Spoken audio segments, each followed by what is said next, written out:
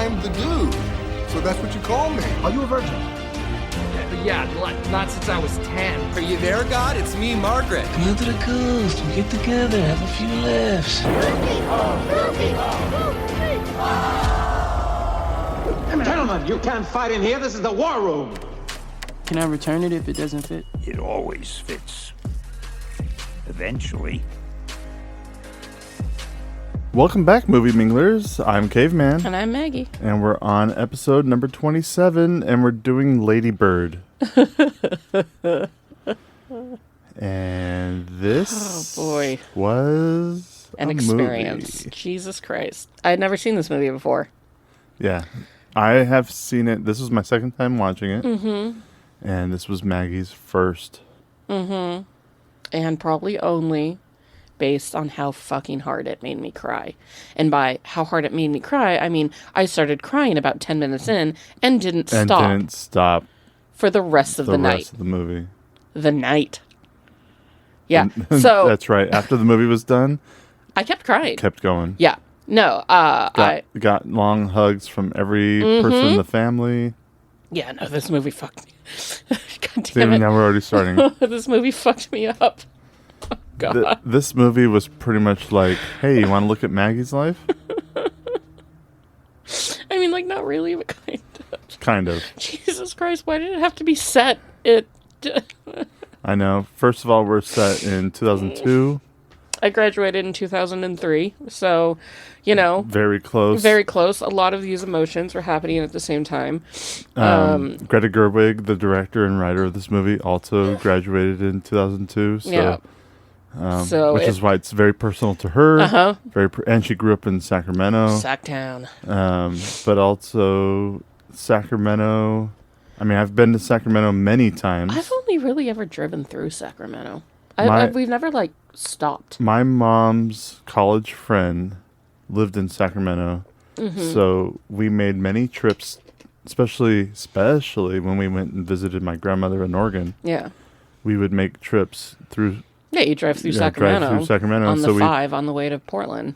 The longest stretch of the trip would be from our home in Southern California to Sacramento to stay with her friend. Yeah, like for the night or something. For the night, and then we would continue the trip to Oregon. And yeah. We had friends like that, but they were in Ashland, Oregon.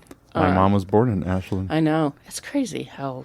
Like, I've spent so much of my time in Ashland, Oregon, and that's where your mom was born. You and I were meant to be. Anyways. I've only really ever driven through Sacramento and the thousands of times that I've driven from California to Washington. Actually, I gotta correct that real fast. What?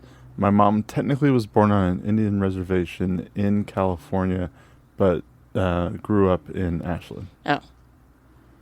Still. Yeah. I mean, still. I just wanted to correct that. I've also kind of, part of me grew up in Ashland too. So I'm just saying, that's where my high school boyfriend wanted me to go to college, was in Ashland at the University of Southern Oregon. What's it called? The University of whatever college is there. My high school long distance boyfriend wanted me to go there because that's where he was going. But I wasn't as into him because I was into somebody else when I was in high school. Like a stupid dummy. Well, anyways, let's talk about this fucking movie. A lot of this right now. It's also so early, and I am so hungover. It was quite a night last night. It was quite a night. To quote Nick Miller, I treated my inside wounds with actual alcohol last night. Well, you use rubbing alcohol for your outside wounds, so you might as well use actual alcohol for your inside wounds. Nick Miller, you fucking genius. Give me the deets on Lady Bird, my love. Well, Lady Bird was directed by Greta Gerwig. It was released in 2017. Yeah, Greta Gerwig, our very first episode we've ever done on this podcast was Barbie. Also directed and written by Greta Gerwig and her husband. Greta Gerwig knows how to write women. Well, speaking of women, later in the year, I think it's going to be the last Saturday of 2024. And I know that's weird that we're releasing it on a Saturday instead of a Wednesday. But the last Saturday of 2024, we are releasing Little Women by Greta Gerwig. And we'll explain later why that one's coming out on a Saturday, but not today. Yeah. That's also a movie that I've never seen. Same. Yeah. I have never seen Little Women. I've never read Little Women. No, I watched the Winona Ryder one, like the 90s one, once as a kid, and I just remember being like, about it. I've never But read I think it. it's I've going to never, hit me differently. I don't know what Little Women is about at all, but that will be, the very last Saturday of 2024. The music was by John Bryan. He has composed 42 projects since 1996, Good for him. which include Magnolia, Punch Drunk Love, Eternal Sunshine of the Spotless Mind, Step Brothers, The Other Guys, Paranorman, and Trainwreck. Damn. Just to name a few of the... Damn, that's a solid run. I mean, fucking, what were the first ones? Well, he definitely went through some like more dramas, Yeah. like Magnolia, Magnolia. Punch Drunk Love. I love Punch Drunk Love. I love that movie, Eternal Sunshine of the Spotless Mind, which we'll have to watch soon. I only saw once, and it was so long ago I don't remember I only anything. saw it once, and I just remember hating it. There's images in my head that I remember, but that's it. And it's probably because of like seeing it on, like recaps and the internet and just, all the moments of like him or her, whichever one, getting like sucked into the darkness. There's on the way. always YouTube videos about like the best movies ever made kind of thing, and that one's on it's on there, and I don't know why yet. I remember somebody was in a cereal bowl, or maybe that was Honey, I Shrunk the Kids. I don't know. We'll find out when we do that one, because Eternal Sunshine of the Spotless Mind is on the list. Mm-hmm. And then they obviously went into comedy. The composer started doing some comedy music with Step Brothers, The Other Guys, Paranorman, and Trainwreck. Paranorman's more stop motion. Paranorman's a great movie. Yeah, it is. Cinematography was done by Sam Levy, or Levy, depending, who has been working since 2002. Really, the only project that I noticed that he did was Frances Ha, which Greta Gerwig acted in, and I think wrote. I don't even know what you're talking about. It's Greta Gerwig and Adam Driver. If you want to see those two in a romantic comedy. Wait, a romantic comedy? A romantic dramedy? If you hear a lot of weird noise behind us today, there's a lot of stuff going on here in the Movie Mingle production office in that... Studio. Shut up. We've got construction going on outside. It's still summer, so the kids are the kids are home. It is International Cat Day, so producer Robin is just having the time of his life doing whatever the hell he wants. Yeah. And there's that. There's a truck going by. Yeah, going through somebody's house right now. So it's our roof is being re-roofed. Yes. And we also live very close to a very loud street. Lady Bird is certified fresh on Rotten Tomatoes with a 99%. That is insane. I think I don't think vaguely remember reading that it had 100% for a very long time until it finally got one bad review. One. Yeah. Which, that asshole. Yeah, right. What asshole just comes in and is like, no, I didn't like it. This is bullshit. I'm going to drop it down at 1%. Maybe they, like me, had a visceral reaction to this movie, but couldn't come to terms with it. Maybe. Like I have been unable to come to terms with it. This is the highest critic-rated movie we've done so far. No, we've never had any movie rated this high before, which is outstanding. Especially because this movie kind of has no discernible plot. Like, the plot is just this, the senior year. It's a coming-of-age movie. Yeah, it's a coming-of-age movie. A teenager going through her senior year and having kind of a mom who... Oh, God, the mom. Wants to do everything she can to protect her child and finding it hard to let her go. Yeah. No, all of those things are very reminiscent for me as both a daughter and a mother. But I'm not saying that this movie is plotless. Of course it has a plot. It's got a theme. It's got everything. It's just that there's not There's no MacGuffin. There's no thing that carries the story along. Which, there's no, after all the movies we've seen recently, it's kind of nice. It actually is kind of nice to have that it was just sort of like all these slices of life moments as you watch this person. Just a very realistic look at a person's life. A teenage girl around the time that I was a teenage girl, and dealing with those same things. Only got a 79% from audiences. Well, yeah, that might be the reason, though, right?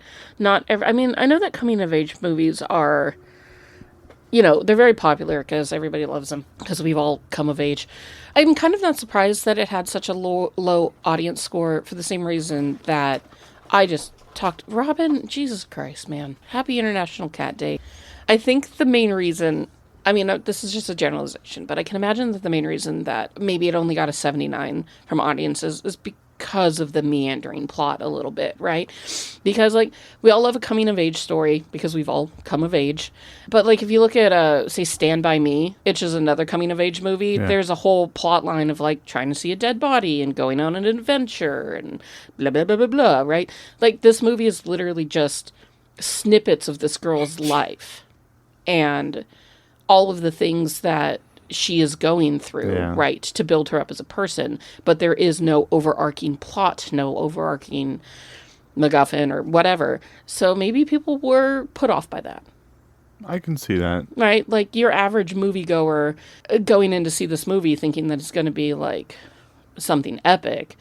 And instead it's just a really beautiful character piece that's... so great. Oh, it's such a beautiful movie. Another coming-of-age movie that I wanted to recommend that was also from A24, since Lady Bird... this is an A24 movie. A24. Damn. And it's nobody got beheaded in it. No blood. Crazy. Well, no, she does get a bloody nose. Oh, okay. So maybe that was the one. That's A24 the one. is there's got to be We blood in have it to have blood somewhere. somewhere. Another coming-of-age movie that A24 did really well is a movie called 8th Grade. Yeah, which It's again, so I don't think I can watch it. Unfortunately, it's only on Canopy and Cinemax right now. What? 8th grade? Yeah. Yeah. The fuck is Canopy? If you have a library card, you can connect to Canopy, and then you get to pretty much watch what libraries carry. Damn it! Why we should? I don't know why we don't have it. I know. Yeah, people tell me all the time about the because I love audiobooks, and the libraries offer the same sort of thing like Audible does, where you can listen to audiobooks, but you literally have to wait for other people to finish them, like an actual book. Sure, but what? But it's free. It's free, and the fact that we don't go to our public library often enough, and we always, when we think about libraries, we're just like, oh, they need to stay around and we need to support them. But it's we don't go there. Yeah, no. My parents do. My parents get most of their rentals, and most of the movies they watch are because they go to their public library. Yeah. And I mean, man. I think we need to do more of that. Honestly, me too, because I love our local library. It's actually It's beautiful a beautiful building. library. Yeah. Lady Bird was made for $49 million, which not bad for it's A24, which is usually pretty low budget, but it made $80 million worldwide, plus another $3 million in home media sales. Not bad for a little indie film. Maybe Laurie Metcalf demanded a really high salary to be in this. Maybe. $2 million. It was nominated for 5 Oscars in 2018. One was for Best Film. Yeah, it didn't win any Oscars. Lady Bird won 122 awards, but didn't win any Oscars. It was nominated for 5 of them. Best Film, which ended up going to The Shape of Water by Guillermo del Toro. Mm-hmm. Saoirse Ronan for lead actress, but it ended up going to Frances McDormand for 3 Billboards Outside Ebbing, Missouri. Mm-hmm. Laurie Metcalf was nominated for Best Supporting Actress, Good but for it her. went to Allison Janney Oh, yeah. for I, Tonya, Oh, yeah. which is another crazy mother. Fuck. God damn it. She is so good in that movie. I remember listening to a podcast with Allison Janney talking about winning for I, Tonya, and how surprised she was because of the people that she was going up against, and that she didn't think she was going to get it because it was a good year for supporting actresses. Yeah. Greta Gerwig was nominated for Best Director, but Guillermo del Toro won it for Shape of Water. Yeah, they don't give women Best Director Oscars anyways, so. They don't, which is terrible. Yeah. Greta Gerwig was also nominated for Best Original Screenplay, which ended up going to Jordan Peele for Get Out. Oh, okay. Yeah, that was a tough year for original screenplays. Not only did you have Jordan Peele, the other nominees were The Big Sick, which was a really good movie, and then Three Billboards Outside Ebbing, Missouri, which was one of the big ones. Between that one and Shape of Water. Mm-hmm. Yeah, and Shape of Water also was nominated for Best Original Screenplay.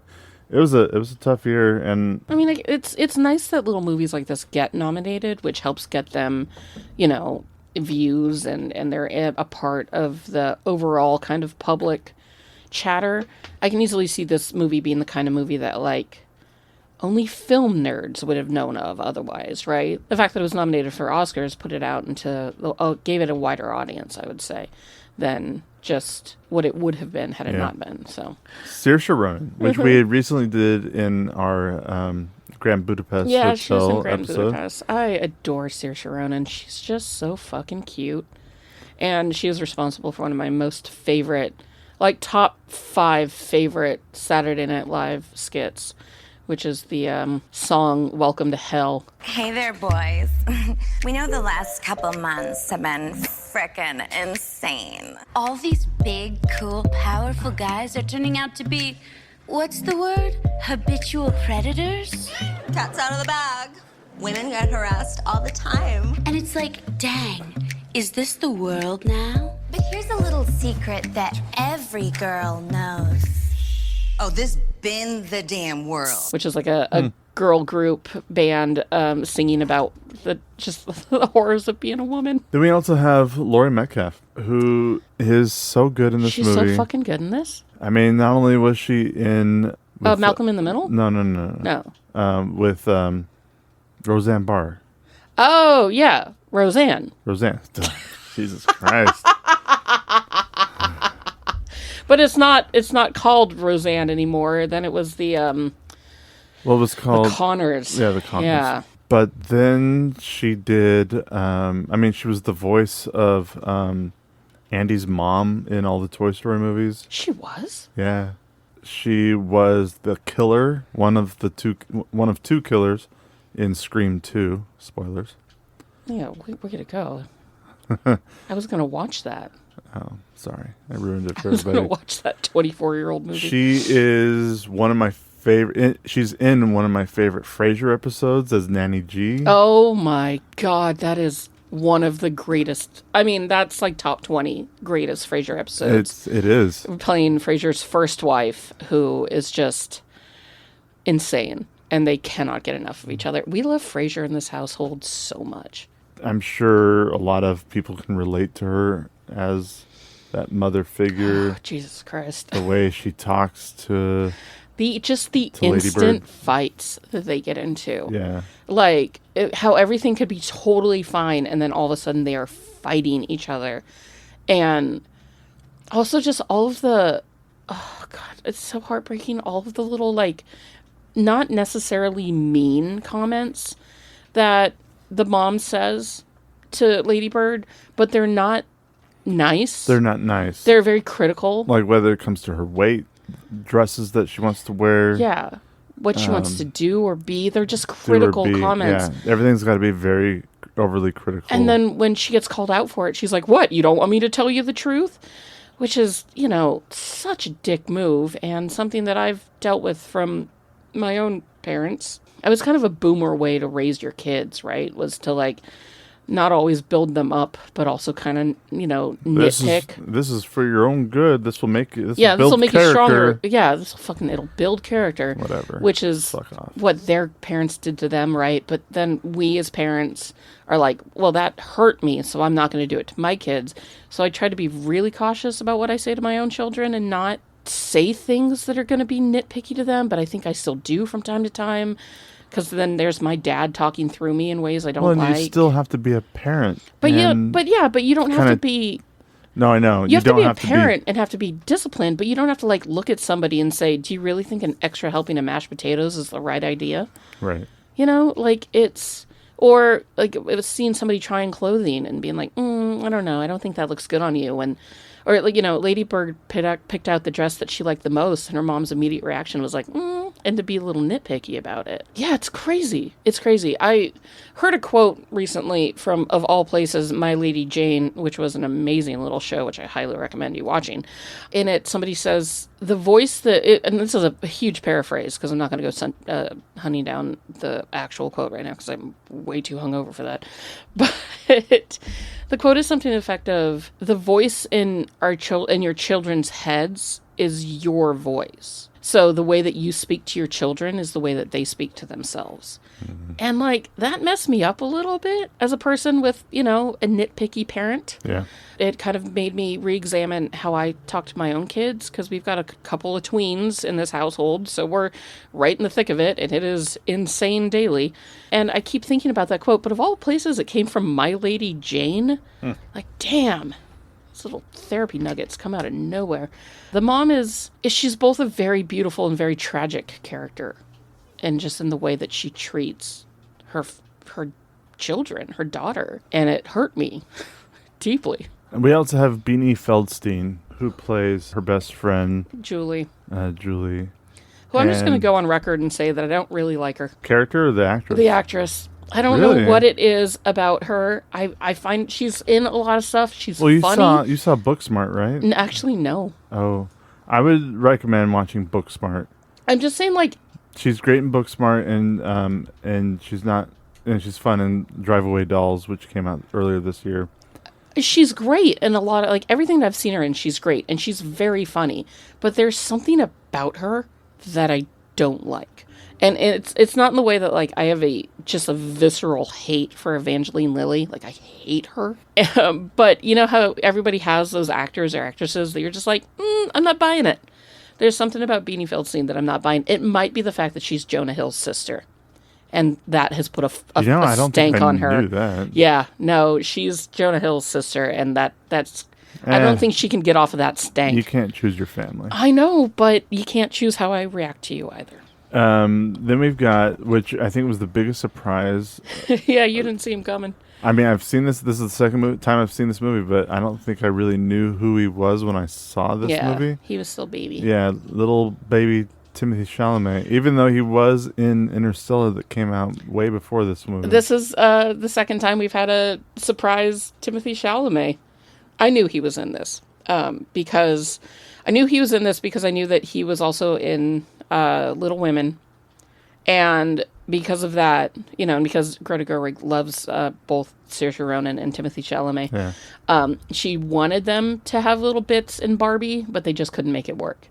And so I remember that would have been interesting. Yeah, hearing about that. I mean, he went into Lady Bird right after Call Me by Your Name, which Call Me by Your Name was like his big breakout role. He obviously was in other things way before that, but I think Call Me by Your Name really put him on the map. Mm-hmm. Yeah, he did Lady Bird and then The King, which I think we've talked about before. If you haven't seen The King, I highly recommend that one.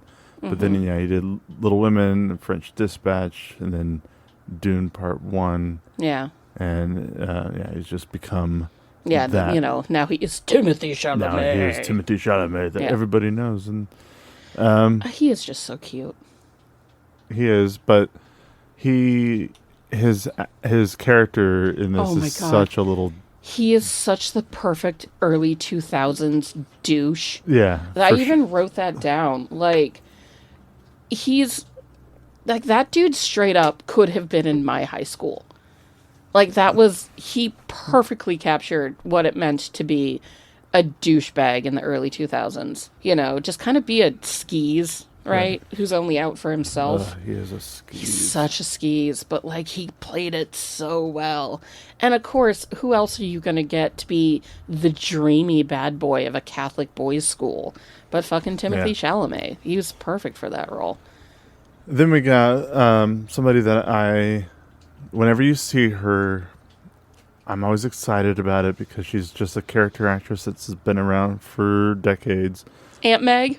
But yeah, Lois Smith, who played Aunt Meg in Twister. Yeah. She was also in Minority Report. She has a great little bit in that. She's hilarious in The Nice Guys with her big glasses. The Nice Guys is such a great fucking movie.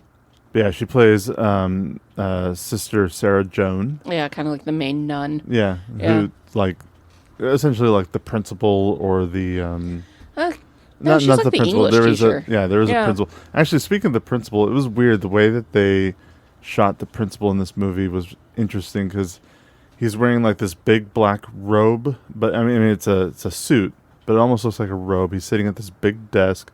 There's a seal, like almost like a state seal behind him, but it's just for the school. Yeah. And a big American flag next to him. So he looks like a judge. Well, They shot it like he's a judge, like judging these kids. Fucking, it is a Catholic school, dude. It is a Catholic school, like, but fucking Catholics. I've never been to a Catholic school, so... Both my parents went to Catholic school, which Not explains surprising. a lot about me and my relationship with the Lord. I've taken communion. So have I, but not at a Catholic church. No, I have. We got Lucas Hedges as Danny, who, man, this kid. Oh, I called it the second I saw him. I was like, gay. He's the gay one. Man, who's also the same year that Lady Bird came out. He was in 3 Billboards. Yeah. Which was interesting. I feel like he's one of those people that I see in things and I'm like, oh yeah. And then I pull up his IMDb and I go, oh yeah. But I do not remember his face. He was also in that Casey Affleck movie. Oh yeah, Manchester by the Sea, which I will never watch. You don't need to. No. I mean, for a couple of reasons. But Boy Erased I've heard of. Yeah. But never watched. Stephen McKinley Henderson. Who I adore. Absolutely adore. Great character actor. Yeah, great character actor. He was in Dune Part 1. Man, I recently saw him at the beginning of the year in Civil War. Mm-hmm. And he's such a great character. I mean, Civil War remains my favorite movie of the year so far, 2024. Really? Still? Yeah, still. After Deadpool and Wolverine? Yes. I gave Deadpool Wolverine a 3.5. There have been 4 to 4.5 movies. I know there out have. this year. I know. I don't know if there's like a honorable mention you want to talk about. Not really. I mean, Miguel and Shelley were fun as family members. Yeah, I really liked Miguel and Shelley. I also really liked the dad. The dad. Played by Tracy Letts. He was such a pure character. Like, that dad just was so good. I really liked the husband-wife team of Laurie Metcalf and Tracy Letts. Yeah. Because, like, there's a moment where they're both, like, hiding in the bathroom from the kids, which is very relatable. And just, you know, hiding from your teenagers, just desperate for one moment of silence. So you could, like, just shit talk whatever you want to shit talk. And... yeah, like, I found that very relatable. Tracy Letts is also in Little Women, so, yeah, I mean... he did a great job. You know, he just was such a delightfully real character, that one, and it was so nice to kind of have him there. Like, this movie so easily could have been about, like, a single mom, you know. Something else that I really appreciated about this movie, because these are, you know, very clearly like boomer parents doing their best to raise their kids, is the fact that the dad has been struggling with depression for a really long time and has kept it a secret from his family. Yeah. And, you know, that's something that I think that was the norm for us growing up, right? Like, your parents didn't talk about their mental health issues. No. They just hid it away and pretended that everything was perfect, because that's what their parents did, and then so on and so on, all the way back for forever. And now here we are, parents that are openly showing our struggles with mental health and helping our kids through the same, because they've got their own issues, and, you know, doing it together and realizing that there is no shame in getting that help that you need and airing it like it's okay. So the movie pretty much opens with Lady Bird and her mom in the car listening to Steinbeck's Grapes of Wrath. You know what, I thought of when that scene hit, I was thinking about what if I took one of our kids, if I took our oldest child on a college tour of, like, California, right? Or wherever, whatever state it ended up being, or just in general. Yeah. And we were to listen to an audiobook the whole time. I was like, what would I make them listen to? And the realization is that it would be Carrie Fisher's autobiographies. Oh, nice. Because I would be like, it's time to hype ourselves up. Carrie Fisher, let's go. Because her autobiographies, especially she's narrated all of them. They're great. She's there giving you advice still, which is what this world desperately needs, is Carrie Fisher giving us advice still. But that was my thought when I was like, I wouldn't make my kids listen to fucking The Grapes of Wrath. God. Which is what they were listening to. No, but I would be like, Princess Diaries. Could you imagine listening to any Steinbeck book, but especially Grapes of Wrath, with your mom for 21 hours? No! That would be terrible. It would be terrible. Sounds absolutely awful. We took a road trip to California, to San Jose, California. For a wedding. And we listened to Carrie Ells narrate his book that he did for Princess Bride. Yes, As You Wish. It was the biography of, the autobiography of this time of The Princess Bride. And it was fucking darling. So good. Yeah. And it wasn't just Carrie Elway's, Robin Wright was there. Yeah. Christopher Guest was there. I think even Mandy Patinkin was part of it. I think they got Mandy Patinkin back, but they got a lot of people to show up. A lot of the cast to come back and talk about their time on the Princess Bride. So good. It's so cute. It's a high recommendation from us here at Movie Mingle. Yeah, that was the last time I remember listening to an audiobook in the car with the family. Yes. I listen to audiobooks all the time. I love them. I love autobiographies. As read by the people who live their lives. They're great. But them going from listening to Steinbeck to instantly fighting. Yep. And not only just fighting, but there's Lady Bird is stuck in the car with her. I'm sure many of us can relate to being stuck in a car with your parent while they lecture you about whatever they're lecturing you about. The last time I drove anywhere with my dad, he did that to me. Any time we're in a car with your dad, that's all it is a lecture. No, it's any conversation. Now that we're in a car together and you can't escape, let's start talking about stuff that you don't want to. But imagine that, but for your entire fucking life. That was every time I got into a car with my dad. Are you willing to break your own arm to get away from your parents? I have thought about that so many fucking times. Just jump. Just to actually do it. Just right out the car. There I go. I never acted on it, but I considered it often. So yeah, the scene that play out made me giggle really hard because we've all been in those moments, but I've absolutely definitely been in those moments where I'm you're staring out the window thinking, if I tuck and roll on the freeway, would I survive? Or just come to a stoplight, can I just get out and run? Yeah. Yeah. Oh God, the amount of times I've considered that. I mean, just the general feeling of growing up in a not even, it doesn't even have to be, I mean, we can all relate to growing up in a small town. Well, yeah, but I mean, people grow up in big towns too, large cities. But even if you're growing up in the biggest city in the world, you're still going to feel like you're missing out on something that's outside of your bubble. Yeah. But I mean, especially for people who do grow up in small towns, your population is less than 10,000. Kind of know everybody. You know everybody by name. Especially if you're a churchgoer, Especially if you're in a church, because everybody's going to go to church. Everybody's all up in their business. Everybody's in the business. No, we both grew up in a fairly small area in the deserts of California. Yeah, that want to leave, right? That desire to get out and explore the rest of the world. And then knowing that you can't because you can't afford it. Yeah. But still yearning for something more, right? And it's always New York, right? New York is always the place that you want to go to change yourself, right? Because in New York, everything's different. Everything moves so fast. Nobody knows everybody else. it's fucking New York, right? Well, Lady Bird just wants to, Sacramento, there's no culture in Sacramento, according to her, and according to most people. She wants to, the Sacktown burns. Oh, the burns in like Sacramento. we said, Greta Gerwig grew up in Sacramento. Yeah, she can make fun of it. as far as I'm aware, this was her telling a story of her I mean, young childhood, not but not like autobiographical, no. It's not autobiographical, but it's like taking from moments of her life that she grew up. Like it's moments that she knows.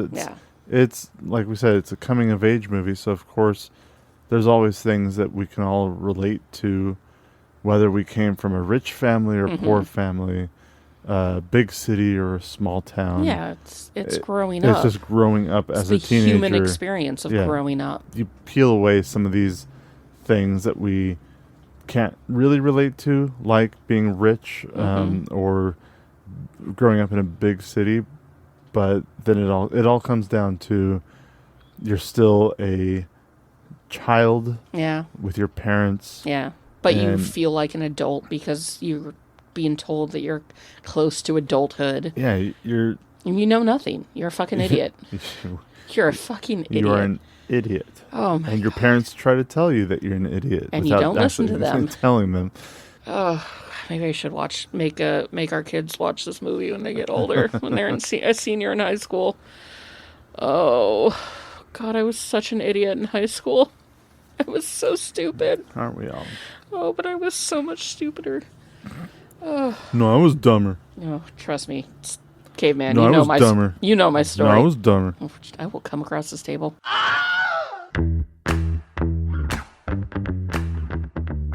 Like when I was a kid, I remember somebody saying that they didn't like the area that I lived in, which was the same area they lived in, because they had moved up from LA, and they knew what LA was like. LA. Yeah. And so they kind of like, there's more out there, and I was like, what do you mean? What's there to do? Yeah. Like, I don't care about clubs. I don't care about this or that, whatever it ended up being the argument for. Like, I like my small town. What's more to see? And then I'm so glad we got out of after after you're around more people and experience more things, you realize, oh, there is more out there to experience, and you want to be out there and experience it and see it, feel it when you actually do finally get to escape. Yeah. Because I feel like for a lot of people in small towns or in isolated areas, they're just so far away from the bigger cities. You really get a sense of what you've been missing out on. Mm-hmm. But at the same time, the grass is not always greener. No, right? And that's kind of the same thing with it can be the opposite. Like, big cities aren't all that. They aren't, just because they're big cities and they have a lot of culture and everything doesn't mean that there's anything really wrong with having or being in a small community. That people who take care of each other and support each other and just are close to each other. Community. Like even when you are part of a big city, you still kind of want to be in your own neighborhood. Yeah. You still bring it down to a smaller population. Yeah. Of just your general neighborhood. Yeah. I mean, to be fair, we live 30 miles from a pretty large U.S. city. Like, we are very close to a big city, and we kind of never go into it because it's traffic and it's busy and it's expensive, and the only stuff to do is the touristy stuff. Yeah, sure, we go down for concerts and bigger movies and, comedy shows and nonsense like that. Like, we go out and have fun, yeah. But for the most part, I don't go past the 12-block area of the town that we live in. Like, Caveman gets out of our little town a lot more than I do. But, man, even though we live so close to a large city, I stay very locally. I support local businesses. I take the bus. I walk around downtown. I have fun in my own local town because it's kind of got everything I want and need.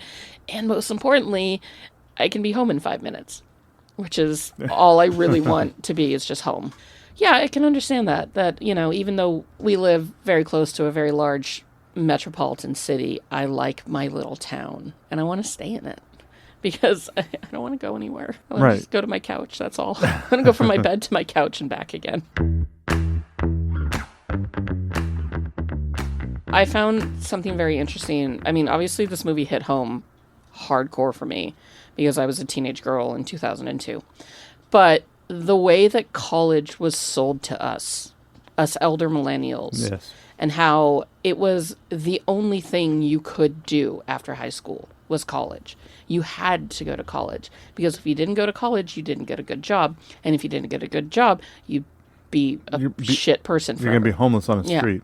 Which, ironically, is not how it turned out, because even plenty of people who went to college and got good jobs can't have jobs in those fields and are probably homeless on the street somewhere because of the housing crisis. That I know plenty of people who have college degrees, bachelor's and even master's degrees, who are working at grocery stores. who work at, small wage grocery stores. Because they just can't find... I mean, what was a writing degree going to get me in my life? Like, if I had gone to college, I didn't go to college, but if I had have gone to college, it would have been for inevitably a teaching degree. I would have been a teacher, because I would have gone into creative writing and English, and where does that take you afterwards, right? It's, they push college so hard on teenagers. You felt like you had no choice but to go. The reason I didn't go to college was because I was so goddamn poor that I could not afford to apply to colleges. I remember it costing $50 to apply to to each school that I was going to apply to, and not having that money apply. No. Yeah. And there were ways around it. They were like, oh yeah, well, you can apply for a scholarship to apply for free. And it's like, no, I hate doing paperwork. So, I mean, when I went to college, I did get some financial aid. Yeah. And then I went through a bunch of classes, got all A's. Yeah. I ended up getting 3 different state licenses in California for the jobs that I wanted. But then when I went to apply for those jobs, there were 50 other people who wanted that same one position that was available. And some of those people had experience. Those people had more experience than me, and so I didn't get it, even though I had college experience and these state licenses that I had to study for, pay for, and take a state test for. Yeah. And it was all for nothing. Yeah. I got the licenses, but it's not making me any money. No. And it's insane how we were told that, this was the next step in life. And how many people fell into that and had to get the student loans that they are still paying off.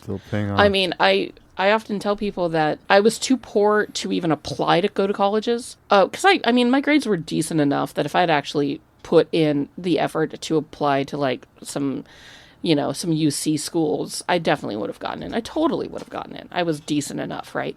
I couldn't afford to apply to them, and then I would not have been able to afford to go to them, so it would have been on financial aid entirely, and scholarships to an extent, but more financial aid. And then I would still be desperately poor to this day because I'd be paying off those loans, or I would have defrauded on them at some point. Because let's be honest, I would have defrauded on them at some point. Sure, yeah, of course. Let's be real honest here. The way life is. Yeah. But this movie definitely reminded me of what it was like to be a teenager in multiple ways. But at the same time, it's like, this is what it's like to be a parent as well.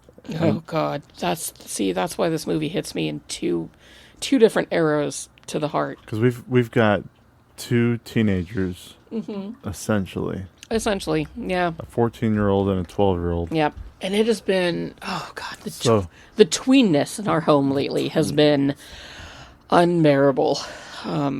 We love our children desperately. They are our everything, and we strive to give them a better life than we ever had. But also sometimes, I just need a break. I just need a break. I just need one day where somebody isn't complaining about the food in the house, or whether or not they're getting TV time. Why can't we have different food? Okay, I'll get you different food. Oh, but I don't want that food. I don't want either. that food either. Oh my God. Parenting was so hard.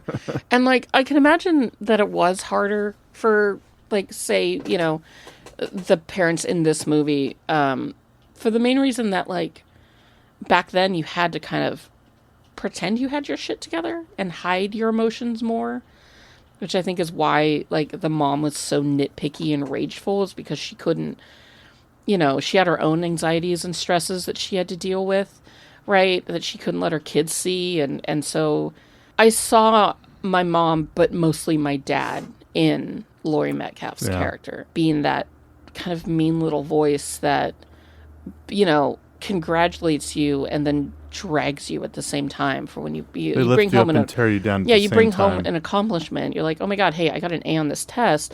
Oh, that's great. But, what about your science class that you're failing? Why can't you put in the same effort there?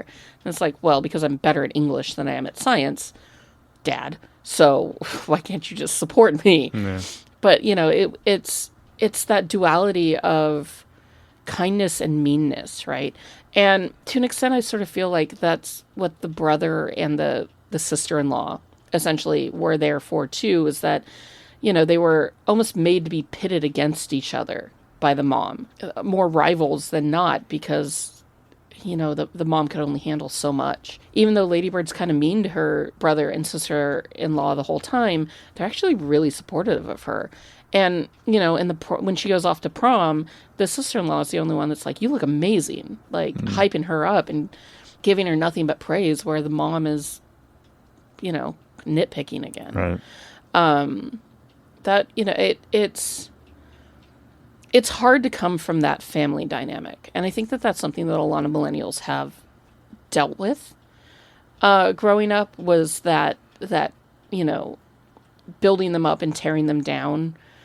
You got to keep the kids humble. They can't get an ego. They've got to build a character. They've got to pull themselves up from their bootstraps and do it on their own, because that's how we did it. Sort of mentality that has also kind of led to a lot of us just going no contact with our parents, looking back on our childhoods and the way that we were raised and all the different little things and being like, oh, that's fucked up.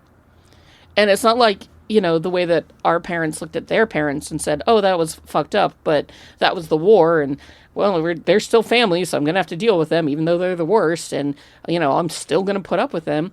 We're like, nah, we're good. I'm just not going to talk to you anymore, because you don't deserve it. You don't deserve me. And, it's a lot of choices and repercussions that our parents made and now are dealing with, that they're finding it, like, it's hard for them. Because, oh, my kids won't talk to me anymore because of blah, blah, blah, blah, blah. And it's like, well, maybe your kid doesn't talk to you anymore because you're an asshole. Just like our cat. Just like our cat is a total asshole. Is a huge fucking asshole. One thing that this movie definitely shows, too, is that, yes, the mom can be overbearing and just unrealistic in some of the things that she wants for her kids. And doesn't listen to what her kids want, or especially Lady Bird. But, one thing I think this movie also shows is that you think you have it bad, but there are kids out there who have it worse. Just because you're growing up in this household that you don't really agree with, there's some kids who are growing up with, like, even her mom says it one time, like, my own mother was an alcoholic, an abusive alcoholic. Yeah. So just because at least you have a mom who does love, like, her mom loved her. Yeah. And yes, she was overbearing and she was controlling and she was mean and. But she was just doing. She was doing the best that she thought she could do for a family where the father of the family was out of a job. Yeah. And they didn't have a lot of money, and the mom was trying her best to support her family, but also the reality that they didn't have a lot of money. Yeah. But at least they had enough to get by, whereas but isn't that there are other families that who have less, who have alcoholic, abusive parents. Yeah, but that's also a weird sense of controlling. Of narcissistic controlment, of like saying to somebody, yeah, I'm not a great parent, but it could be worse. No, of course it could be worse. There's always a way to make it better. Like, yes, it's bad. sure, that family has it worse, and we aren't great, but we could make it better.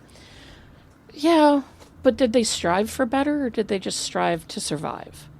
I think Lady Bird's family strived to survive. Yeah. And I think Lady Bird was trying to make it better for herself. She was making it better for herself, Yeah. but not really her family. Yeah. But it's, we're talking about a 17-year-old who is... The difference between being 17 and now being in my 40s I know. is two completely different lives. It was a lifetime ago. I mean, God, I was so fucking stupid and as a senior in high school. Oh, yeah. I was just so goddamn I think we could dumb. all admit that when we were 17, we were dumb. Well, we were dumb. I was dumb in special ways that I'm not going to go into on a podcast, but let's just say that, go ahead and get it out of the way so we can get it out of the way, that the hot math teacher who slightly flirted with his students hit me in a way that I didn't need and don't like, because that was a thing for me that I'm still dealing with. A little too real. A little too real. And 24 years later, I'm still like, oh, okay, great. Can't let that one go because that was traumatic. Yeah, but all Bernie Field scene being in love with the hot math teacher that broke me, and I can't. I just couldn't. It's probably one of the reasons I cried so goddamn hard last night. It was just too real. All this to say that more than likely, the drama that you're experiencing with your parent or grandparent, if they're the ones who are raising you, or your guardian, whoever they are, sometimes it's not as bad as you it can feel it is in the moment. It can always be later worse. on. You're going to grow up and look back and be like, that was bad. There are bad things about it. There are things I still don't agree about it, but it could have been a lot worse. Yeah. Things can always be worse. I know that things can always be worse, but I can't. Teenagers do exaggerate a lot of the drama that they're going through at that age, because they feel like that's their life. Being in that moment, the teenage life. They're ready to branch out and be Whereas, an adult. And give them a couple decades, and you're like, yeah, but high school was just a the tiniest moment in my life. Like 18 years of your life compared to 40, 50, 60 years of your life. I know, but here you're saying that, but here I am still internally struggling the with scars traumas don't go away. Yeah, they don't go away. And sometimes they're still very fresh wounds. They're not even scars. They're still gaping maws that... Oh, shit. What is this? Set a timer? Yeah, sorry. It's 10 o'clock. It's time for me to take my antidepressants. Boy. Boy, that's perfect timing.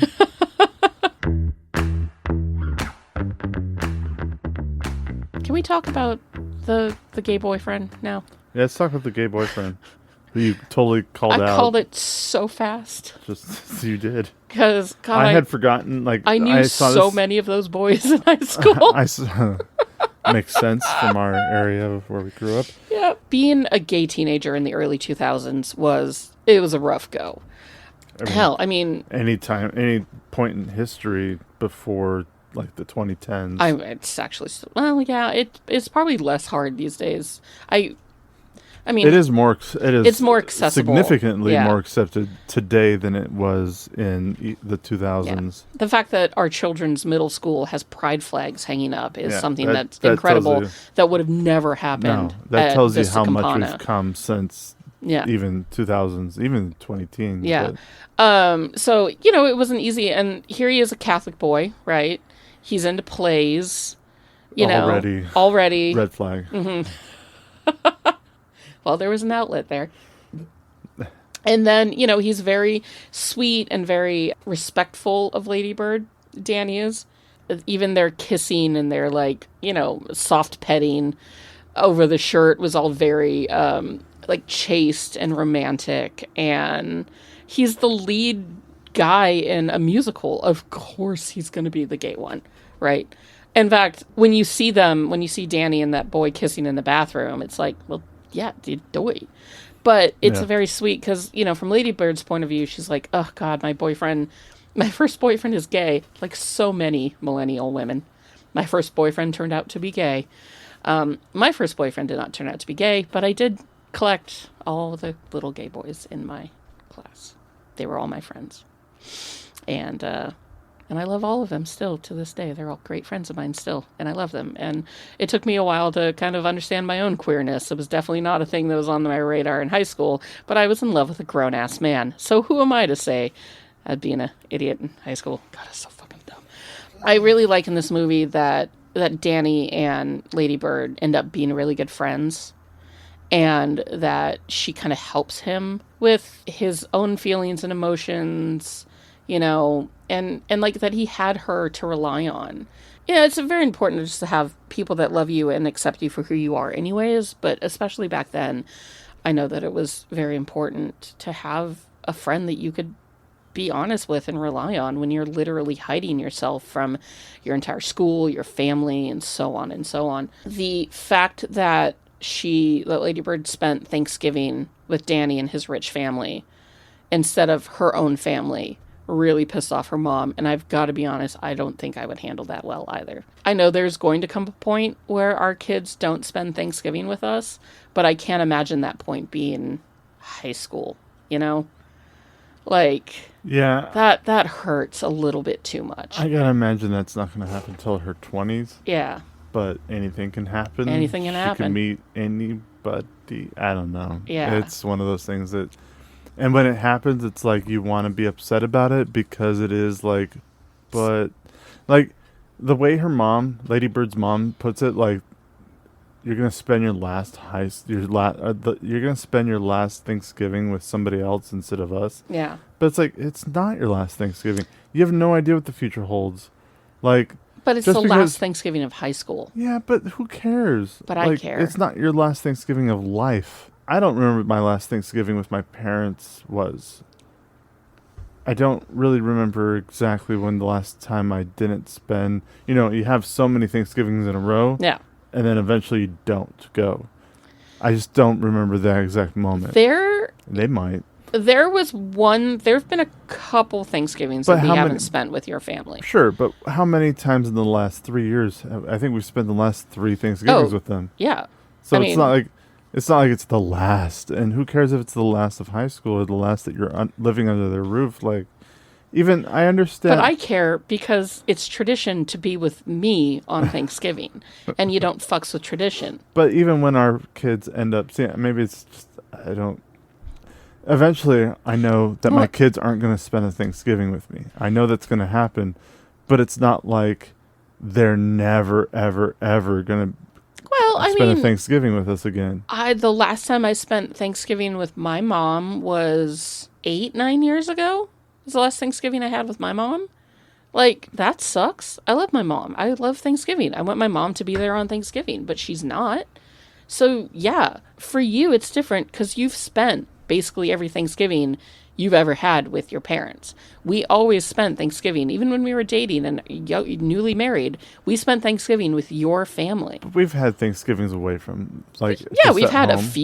A few. But I mean, the bulk of it does help that they live only 2 hours away. Yes. And my mom is in another state. In another state, many states over. Yeah. And I understand that. But I'm always spending Thanksgiving with your family. I'm just saying that, like, I can understand that, okay, yes, you're right. There's going to come a time where our children in their 20s do not spend Thanksgiving with us, and I'm not going to be a happy person that Thanksgiving. I'm sorry. It's just going to be the way of it. But if my kid came to me in high school and was like, I'm going to spend Thanksgiving at my boyfriend's house, oh, hell no. No. Oh, hell no. You want to go over the day before and, like, meet everybody? Sure. You want to go over for a couple hours on Thanksgiving? Fine. You're back by dinner. Because I guarantee you that grandma is not cooking as good of a Thanksgiving dinner as I do. Oh, yeah. So, if you want Maggie's Thanksgiving dinners. If you want that good gravy, you're coming home. At least, you know what? At least you always have me. I will always be here for Thanksgiving with you. You say that, but what if you croak right now? Caveman, no.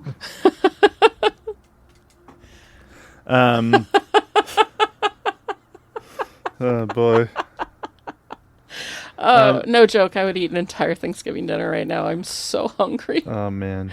I'm surprised my food. stomach gurgling isn't coming up on the I'm microphone. surprised we haven't had a Thanksgiving meal in July. I know that that has been a thing. Yeah. Occasionally, but dude, like, I would go get a whole chicken and do a chicken version of a Thanksgiving dinner chicken right now. And yeah, chicken, mashed potatoes, and stuffing. Remember last night when I was talking about Salisbury steak, onion gravy, mashed potatoes? All right, I think we're gonna have to start making some of these meals that we've been wanting lately. Cause I know.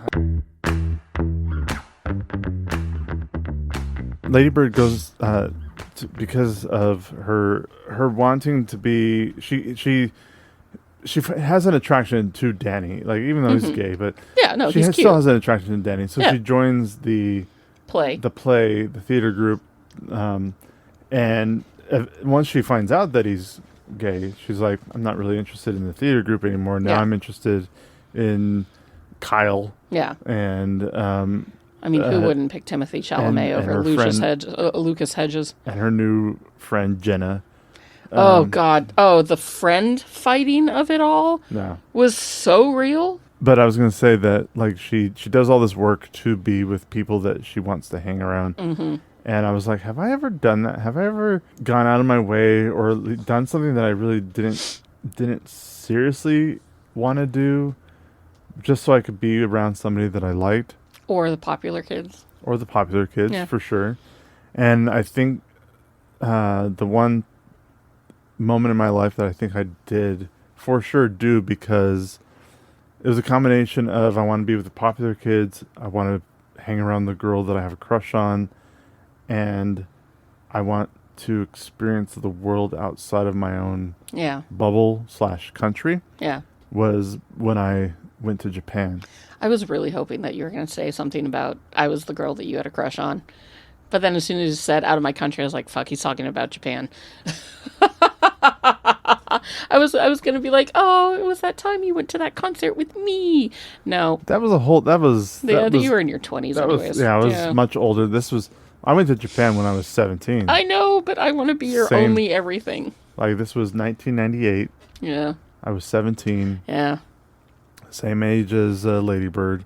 And you getting out of your small town to go somewhere wildly exotic. Yeah. I went to Japan because I had a crush on the pastor's daughter. And of course, it was with a fucking youth group. It was with a youth group. It was with a church group. Yeah. Even though I don't connect with every moment of this movie. Yeah. Especially the way you did. But there were still many, many, many points of this movie that I was just like, oh yeah, I know what that's like. Oh yeah, I know what that's like. Yeah. The whole thing about her, like, finding, wanting to hang out with popular kids now and ditching her longtime best friend, that hurt. As both, I've done that because all teenage girls at some point have done that, where they're like ditching their friends to try to be more popular. But or just do something different. But I was also almost, more than anything, I was the friend that was getting ditched so that the girl could go hang out with the other popular girl. So I was more the Bernie Feldstein than the Saoirse Ronan in this. Like, it was more like me being like, but why can't you hang out with me? Oh, because you're hanging out with Stephanie? But I can hang out with Stephanie. Like, well, and then off they go, and you're just like, but you were mine first. Like, girl jealousy. I remember there was a popular group of guys that I really wanted to hang out with. Mm-hmm. And they all smoked cigarettes and smoked pot. And so I started smoking cigarettes and smoking pot just so that I could try to fit in better with these guys. You scoundrel. It was illegal. Oh. You high as a kite watching this movie last night, sobbing the entire time. Peer pressure or just wanting to fit in. Yeah, you'll do put whatever yourself into compromising positions. Something outside your comfort zone because you weren't raised that way. Yeah, and then when you're in it, you're terrified. why am I doing this? Why am I doing this? I hate this. This is I want to go actually really home. stupid. I just want to go home. I just want to go home. I want to be in my bed right now. Yeah. I want to call up my bestie and be like, I'm sorry. I don't know what I was thinking. I hated it. I really didn't need this movie to be set in 2002. Teenage Maggie was not prepared to be fucking called out the way that I was called out in this fucking movie. It's funny, to give you listeners a little behind the scenes info. Next week we'll be doing The Incredibles. And we watched The Incredibles first. Because with the construction going on at our apartment complex and just the general, kind of insanity of the day, I was more in the mood to watch a movie that I've seen several times, like The Incredibles, and wanted to save Lady Bird for, later in the evening when it was quieter, when I could focus on it. In hindsight, the best thing I could have done for myself, because if we had watched Lady Bird first, I would not have been able to make it through The Incredibles. I mean, it would have been a great palate cleanser, but Jesus, the way that this movie broke me was unique, to the point where I just cried for 2 hours and then I just went to bed and cried myself to sleep. Had very strange dreams. But yeah, we did watch The Incredibles first, and I'm very glad for that, because it gave me a chance to sit down and enjoy The Incredibles instead of just being like, Jack is so cute.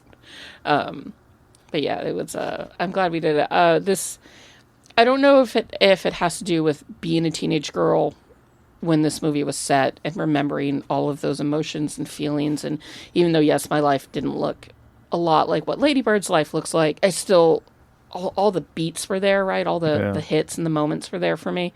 I think that for women too, I don't know what it's like to be a dude, but I think that for women especially, you hold on to that teenage part of you with such gentle gloves. And, you just want to, you look back at that sweet, doe-eyed idiot that you were 20 plus years ago, and you think to yourself, oh God, I'll never be that stupid again, but you still kind of are. But you hold on to that small, innocent child version of yourselves that made all those wild, flailing choices and was so fucking dumb. And you cradle her and you love her and you nourish her and you say, it's okay. You were okay. You did the best you could. And you protect that inner child. And then to sit down and have that inner child slapped across the face in front of you because of a fucking movie, it hurts a little bit. True. Throwing a little bit of weed and beer, and that doesn't help either.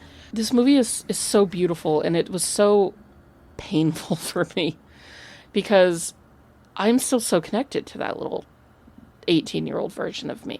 It's been over 20 years, right? But she hasn't let go of those people that she loved. Takes more than 18 years to... Takes more than 18 years. And, I don't know if I'll ever be fully over all the shit that I went through in high school and all the emotional insanity of it. But it made me who I am, and I'm glad for that. And that's kind of another beautiful thing about movies like this, is that you watch somebody else go through these trials and these torments of just being a teenage girl. It is so hard. It is so hard to be a teenage girl. And you see that, if this is kind of what Greta Gerwig went through, look at where she is now. Yeah. Right? And look at what she's been able to accomplish. We are all of us those idiots from our youths, but we move on. And some people don't. Some people, part of me feels like Timothée Chalamet's character kind of stayed in Sacramento and always dated high school girls and was a real skis bag, right? Always with a band that was just about to make it big. And I think that Lady Bird and Christine went off and had a good life. She finally gets to move out of town because she gets into college in New York. Her mom, the scene where her mom drops her off at the airport and refuses to come in and say goodbye, does the loop around the airport, and in that time breaks down completely, and then jumps out of the car and runs in to say goodbye to her, but she's already gone. That wrecked me. Oh my God. It was a great moment. It's such a great moment because it is so hard to be the mother of a daughter, and it is so hard to be the daughter of a mom, and oh my God. Even if you're just so pissed off at your kid. Yeah. And it's still your child. It's still your child, and you're still saying goodbye to them. Right. You're still not going to see them for months. Yeah. Or longer. Yeah. Who's to say that she's going to be able to afford to come home at Christmas or Thanksgiving? Right.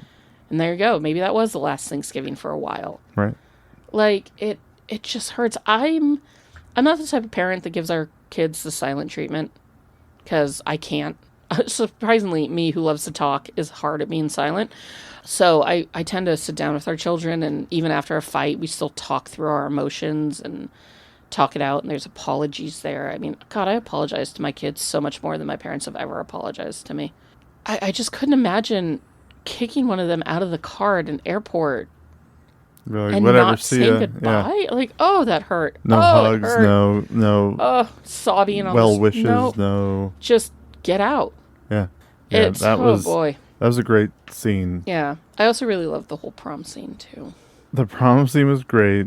I mean, her not wanting to go to, or her wanting to go to prom. Yes. And then just being like, well, whatever my cool friends want to do, I'm fine with. Yeah. But then realizing, no, I don't give a shit about these people really. No, or this party. Or this party. Like, I would rather hang out with my best friend that I've been friends with forever. Yeah, and dance with her at and prom. I don't need a guy. I don't need a reason to.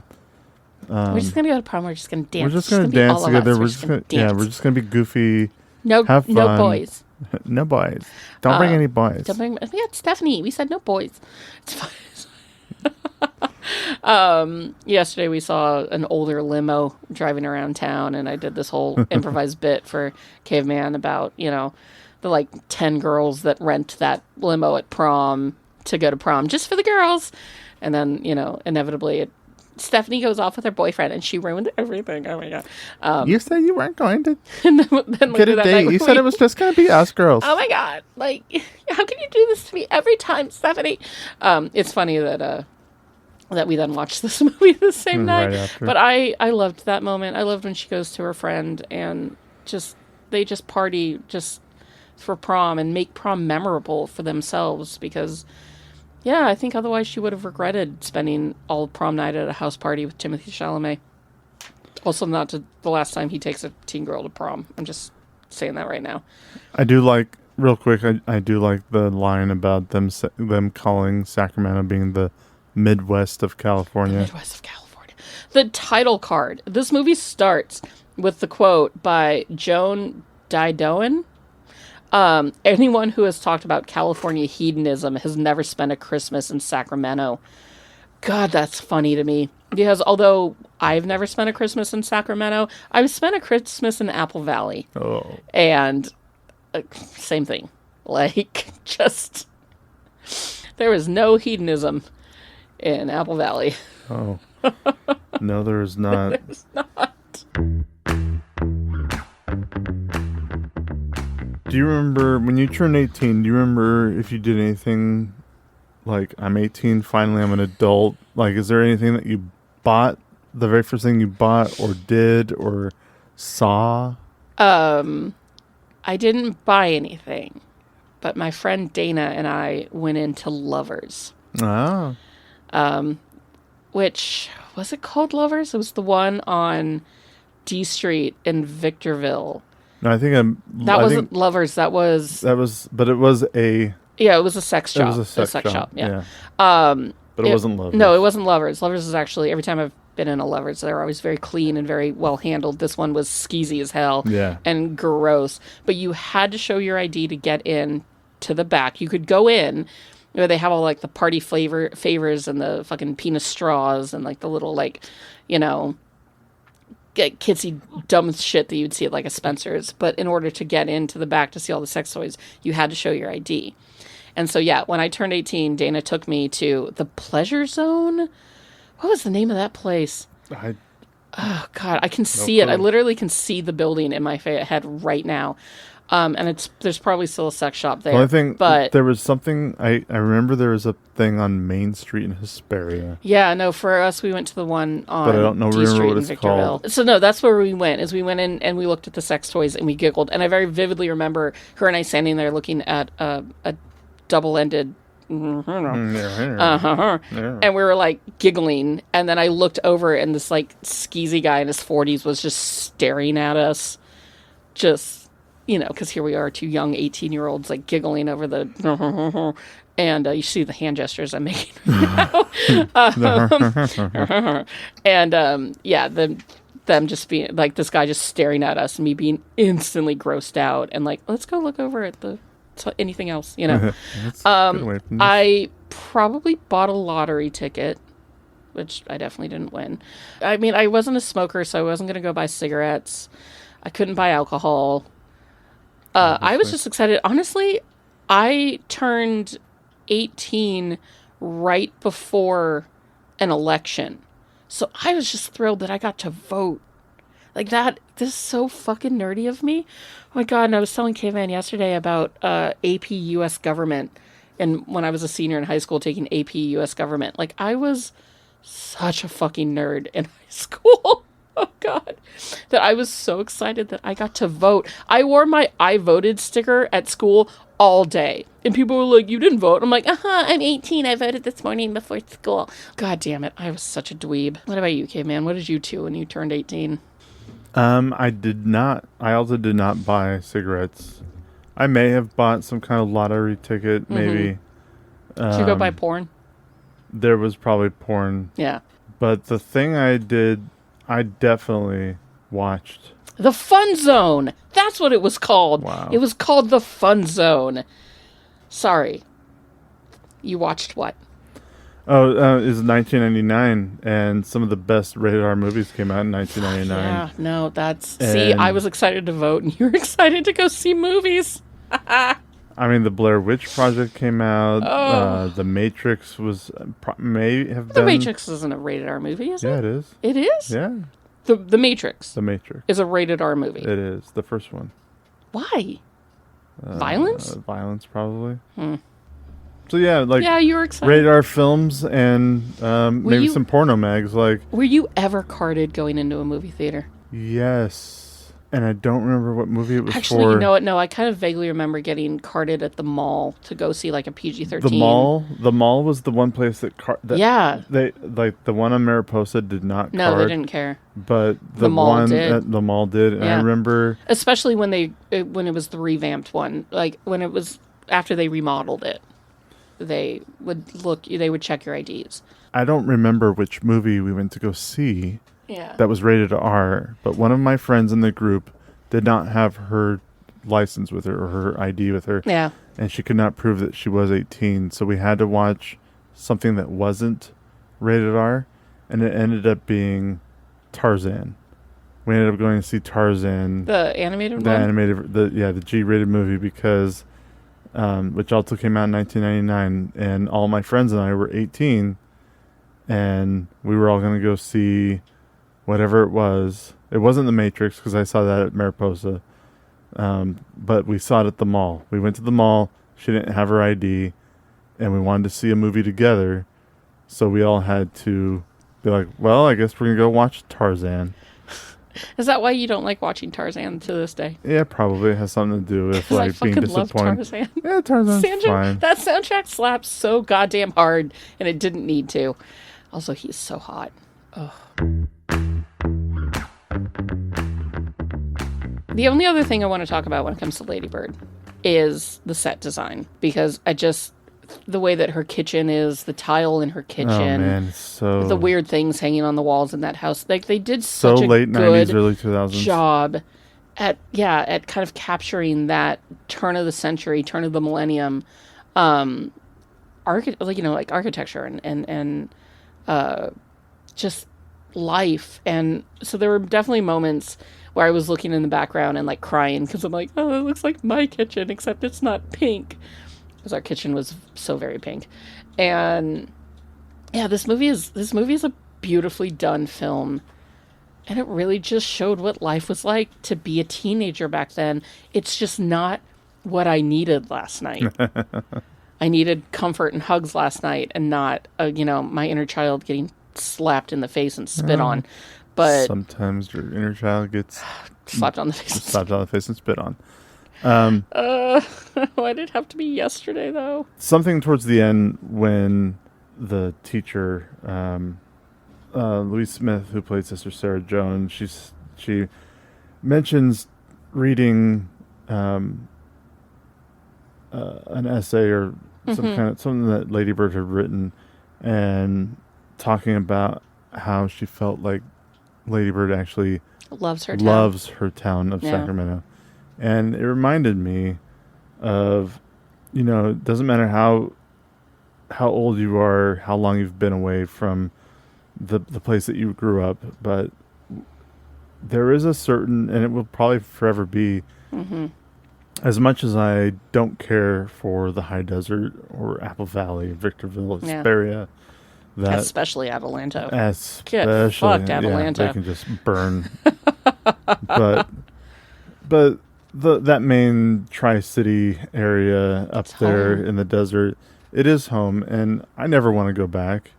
As far as we'd never live there again. No. I never would want to live there again. But it wasn't that long ago that we took our kids back and showed them the hospitals they were born in. Yeah, and showed them the place house where we got married. The house that I grew up in. The house that you grew up in. Yeah. The first apartment we brought them home to. The area, where we got married, the apartment that we brought them home to, the apartment that the last apartment that we lived in before we moved out of state, and it's crazy. It is weird. It's weird going back and seeing it, how it just doesn't change. Some businesses leave and other businesses move into that same place. Yeah. But development never really changes. No. It pretty much looks like the same place that you left it, even though it's been over a decade. Yeah. But you still, when you're there, you're just like, there are certain areas that you still like. There are certain, obviously floods of memories come back to you, and being like, this is where I rode my bike when I was in the 5th grade. This is where I had my first kiss. Yeah. This is where, those kind of memories come back, and they're geographical areas where you're just like, this will always have a special place in my heart, because it's your childhood essentially that you're looking back on. Yeah. And even though you never want to live there again, it's home. It's home. Yeah. And it's your first home. I know that feeling well. You never forget your first home. Yeah. And driving down Tokoloma Road, like, for me, is such a weird and wonderful and nostalgic thing. And you kind of nailed it on the head. Exactly. When you go back, when you move out of your childhood home and you go back, everything's smaller, everything's different, but everything's the same. And, there's still that one building with the fucking old, old paint on the wall that they've never covered up, or that abandoned, like, burnt out brick furnace that's on the corner of Central and Highway 18 that's still there, right? That big brick fireplace that supposedly was the last remaining thing of a kitchen or a restaurant that used to be there. Anyways, it doesn't matter. You go home and suddenly you're still that kid, and you get to drive around and show your kids. It's just fun to drive around and show your kids. This is where we got married. This is the church your dad used to go to. That's where I went to high school. This is your great-grandpa's house. Even though he's not here anymore, we're going to go stand out. The house still exists. The house still exists, and so does the view, and so do the rocks that were in the front yard. And, you're... And you're upset. Sometimes you see the house that you used to live in, and you grew up in, you spent decades in.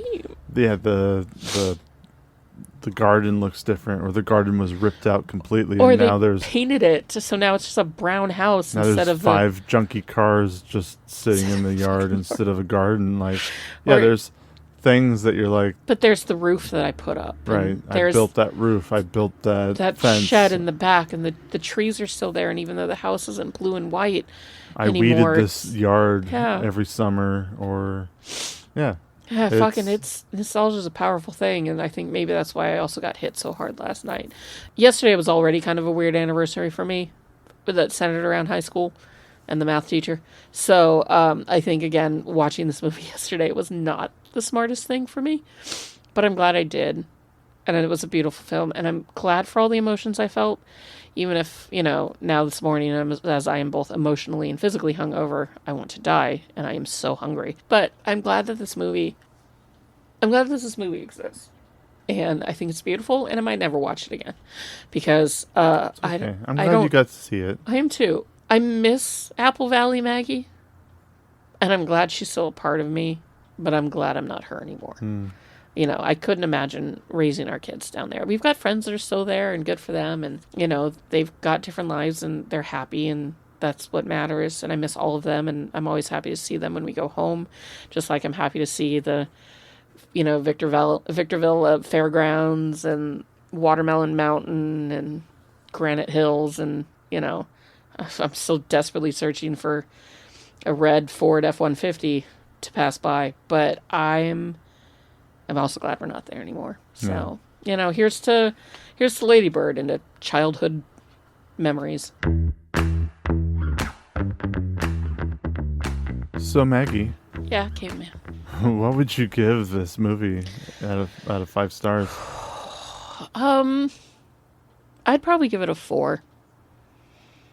Yeah, I think it's a solid 4.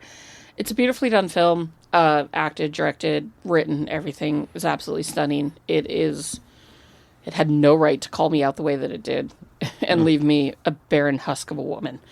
And I am sorry for all of the sobbing last night. Thank you for loving me, giving me good hugs. I appreciate you, and I love you so much. You're such a good man for me.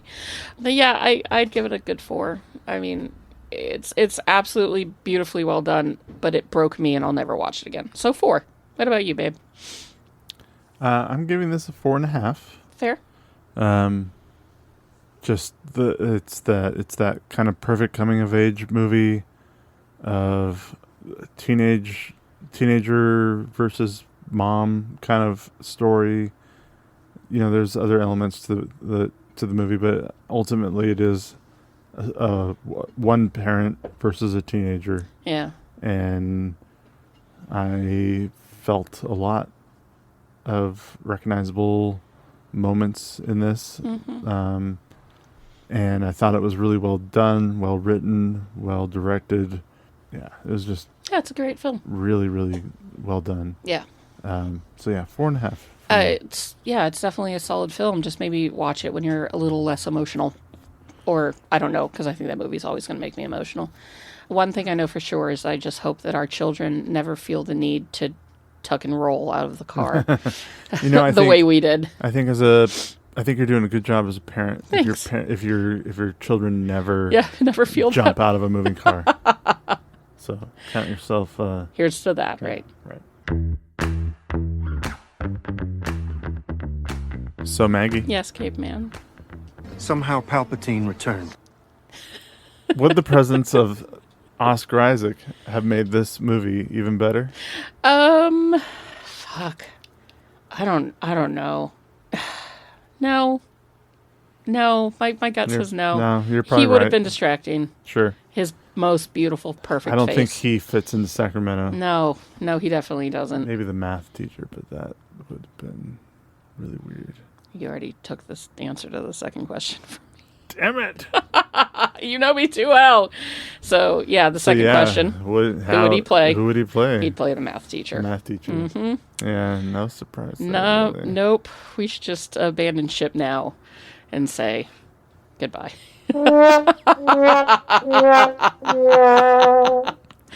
Oh, for those of you who know me the best, you're getting a laugh out of that. And the rest of you are just like, what the hell is she going on about? And it's okay. You don't need to know. And that has been this week's therapy session of Movie Mingle for Lady Bird.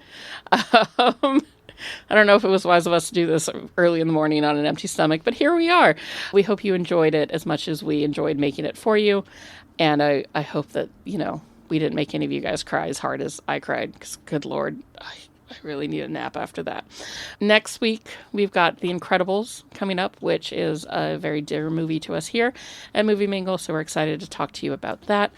And also, this upcoming Saturday, we will be dropping the August bonus episode which is Pride and Prejudice. And we have a special guest. My best friend Jessie is here to talk about one of our favorite movies of all time. And it's an absolute hoot of a conversation, I guarantee you. And we hope you enjoy that when it drops. And until then, you can always find us on all the things, Instagram, Threads, Letterboxd at movieminglepod. You can reach out to us at movieminglepod@gmail.com. And we also have our YouTube channel, MovieMinglePodcast.